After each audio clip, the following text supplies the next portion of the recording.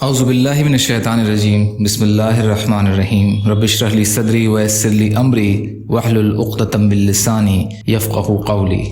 1 ربیع الثانی اسلامی تاریخ۔ حلف الفضول۔ عرب میں ظلم اور ستم اور چوری اور ڈاکہ زنی عام تھی۔ لوگوں کے حقوق پامال کیے جاتے اور کمزوروں کا حق دبایا جاتا تھا۔ اس جرم میں عوام اور خواص سبھی مبتلا تھے۔ اسی طرح کا ایک معاملہ مکہ مکرمہ میں بھی پیش آیا کہ ایک سردار نے باہر کے ایک تاجر سے سامان خریدا اور پوری قیمت نہیں دی۔ اس کے بعد مکہ کے چند نیک لوگوں نے عبداللہ بن زدعان کے مکان پر جمع ہو کر ظلم کا مقابلہ کرنے اور مظلوم کی مدد کرنے کا معاہدہ کیا۔ اس میں رسول اللہ صلی اللہ علیہ وسلم بھی شریک تھے اور اس وقت کم عمر تھے۔ ان لوگوں نے اس معاہدے کا نام حلف الفضول رکھا تھا۔ آپ صلی اللہ علیہ وسلم جب جوان ہوئے تو آپ صلی اللہ علیہ وسلم نے دوبارہ قبیلے کے باحیثیت لوگوں کے سامنے ملک کی بد امنی، مسافروں اور کمزوروں پر ہونے والے ظلم اور ستم کا حال بیان کر کے ان کو اصلاح پر آمادہ کیا۔ بالآخر ایک انجمن قائم ہو گئی اور بنو ہاشم، بنو عبد المطلب، بنو سعد، بنو زہرہ اور بنو تمیم کے لوگ اس میں شامل ہوئے، اور ہر ممبر نے ملک کی بد امنی دور کرنے، مسافروں کی حفاظت اور غریبوں کی مدد کرنے اور ظالموں کو ظلم سے روکنے کا عہد کیا۔ اس معاہدے سے اللہ تعالیٰ کی مخلوق کو بہت فائدہ ہوا۔ حضور صلی اللہ علیہ وسلم نبوت کے زمانے میں بھی فرمایا کرتے تھے کہ اگر آج بھی کوئی اس معاہدے کے نام سے مجھے بلائے اور مدد طلب کرے تو ضرور اس کی مدد کروں گا۔ اللہ تعالیٰ کی قدرت، بجلی کی کڑک۔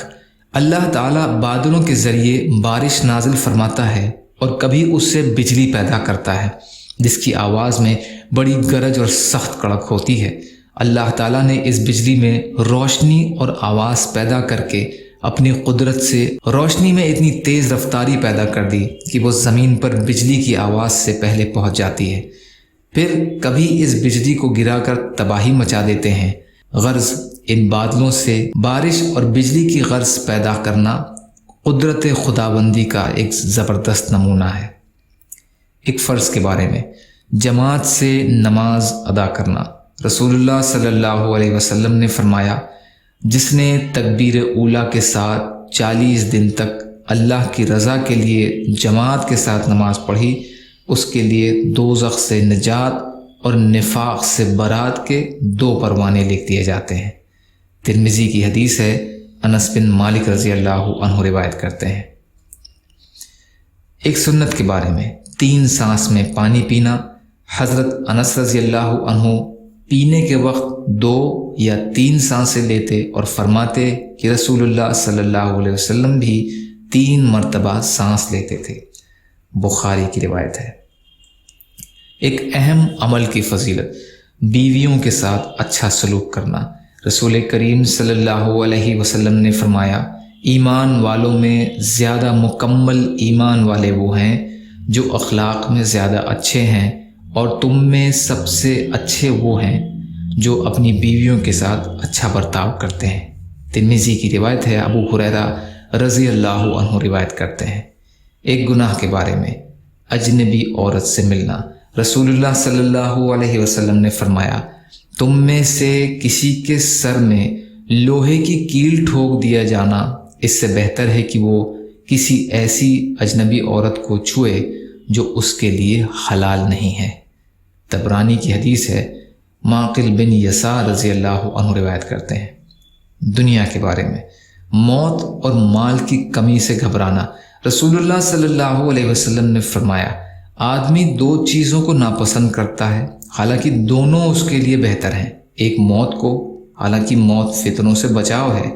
دوسرے مال کی کمی کو، حالانکہ جتنا مال کم ہوگا اتنا ہی حساب کتاب کم ہوگا۔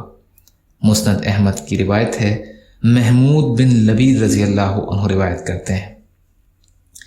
آخرت کے بارے میں، نامہ اعمال کے ساتھ بلایا جائے گا۔ قرآن میں اللہ تعالیٰ فرماتا ہے، وہ دن یاد کرنے کے قابل ہے جس دن ہم نبیوں کو ان کی امت کے ساتھ میدان حشر میں بلائیں گے، پھر جن کا نامہ اعمال ان کے داہنے ہاتھ میں دیا جائے گا، وہ خوش ہو کر اپنے نامہ اعمال کو پڑھیں گے اور ان پر ذرہ برابر بھی ظلم نہیں کیا جائے گا۔ سورہ بنی اسرائیل کی آیت کا ترجمہ ہے۔ طب نبوی سے علاج، ہر بیماری کا علاج۔ رسول اللہ صلی اللہ علیہ وسلم نے فرمایا، اللہ تعالیٰ نے ہر بیماری کے لیے دوا اتاری ہے۔ جب بیماری کو صحیح دوا پہنچ جاتی ہے تو اللہ تعالیٰ کے حکم سے بیماری ٹھیک ہو جاتی ہے۔